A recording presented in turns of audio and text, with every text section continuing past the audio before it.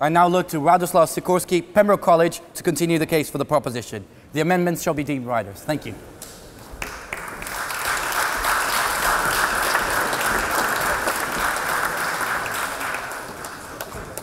Mr. President, ladies and gentlemen, I'd first like to congratulate the House on glorious Brexit. I arrived from Poland yesterday at Heathrow Airport, went to passport control and saw passports, UK and the EU. So Brexit has obviously already happened. I went to customs control, red channel, green channel and the blue channel, arrivals from the European Union. Obviously, you've left already or you were never in it, because surely it should have said arrivals within the European Union. And Heathrow Airport will not have to change a thing after the deed is finally done. Secondly, Mr. President, I have to say that I come to this debate with a particular perspective, born of the fact that the last time I stood at this dispatch box in 1984, the motion before the House, which I proposed for the debate to have, was this House believes that the enforced stability of Poland, we were living under martial law, is essential for the peace of Europe. I spoke for the opposition, and we defeated the motion, but not overwhelmingly. But I want to put to you that that debate shows you that not every hegemonic peace is actually conducive to social development. We were living under the Soviet Empire, which provided physical peace, but we were trying to get out of that arrangement and, in fact, to join the world of American free world, as we called it then. It's fun to knock the United States, isn't it? But the opposition would need to prove why is it that twice in your history you have called voluntarily on the help of your most successful former colony to help you first to stand up to the Nazi threat and then to stand up to the Soviet threat.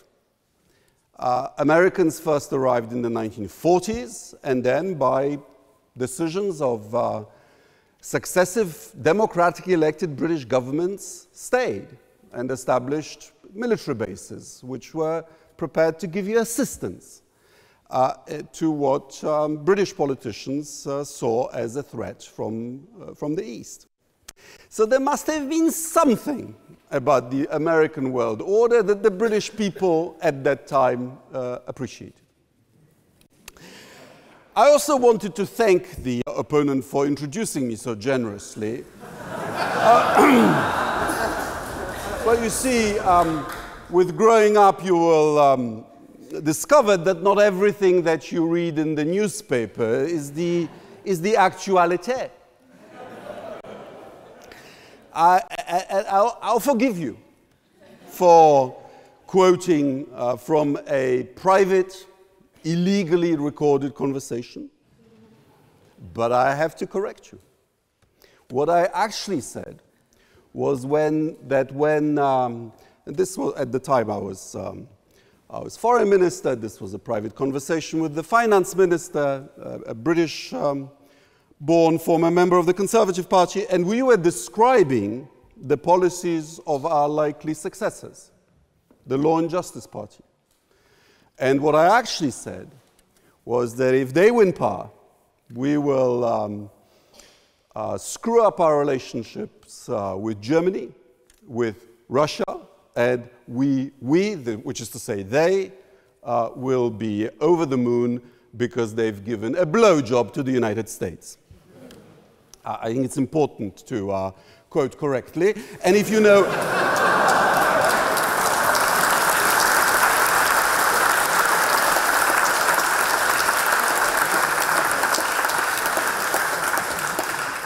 And if you know anything about Polish foreign policy today, you have to admit that this was a pretty prescient and correct prediction. Now, the motion before the House is that this House fears the decline of the US as the global superpower, as the hegemon, the indispensable nation, whatever you want to call it. I think we first have to appreciate how the United States got to that position. And it was first by expanding from the 13 colonies to become a continental power, and then thanks to European civil wars and timely interventions to rescue us from our own follies, becoming the dominant world force in the 1940s accounting for about 50% of global GDP.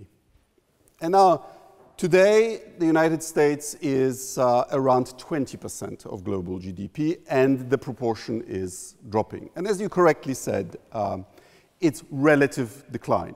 But you see, power is not measured by prosperity. It is measured by your relative position to other actors in the international system. There can only be one top dog. And I would argue that position can only be taken over from the United States, not by Russia, which is a $2 trillion economy, but only by the People's Republic of China. There are basically now three great powers in the world of roughly $13 trillion. United States, European Union, and China. And I would try to persuade you that we should fear the abandonment or the decline of US role in the world for two reasons. Number one, because the world, and particularly we in Europe, will be less safe as a result. And number two, because the process of losing that dominant position is inherently dangerous. We should fear it because the United States has been a relatively benign hegemon. You might have a different view on it if you are Vietnamese, Cuban, or Iraqi, but we in Europe have benefited from US leadership. US supported the rebuilding of Europe, and US-led institutions have been relatively inclusive as past empires go. And secondly, my fellow, the classicists, will appreciate this. Thucydides, commenting on the war between Athens and Sparta, defined what my colleague at Harvard University, Graham Allison, identifies as the Thucydides trap. Namely, when a status quo power is threatened by a rising power, it almost inevitably leads to war. Out of the 16 cases that he has studied, 12 led to war. And the ones that didn't were very special cases. For example, the United States supplanting Britain, but that was thanks to very close cultural affinities. Or Spain and Portugal delimiting their spheres of influence in Latin America, but that's because they recognized a higher authority, the Pope, who did it for them. Normally, it leads to war. And we can see that over North Korea, over South China Sea, or over trade, the United States can quite easily mishandle the rise of China.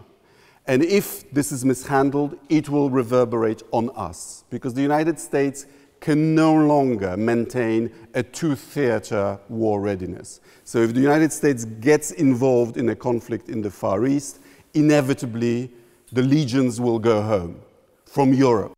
And we will then have to deal on our own with the challenges of Russia, with the challenges of Middle East, with the challenges of mass migration from North Africa. And we are not yet ready for that challenge.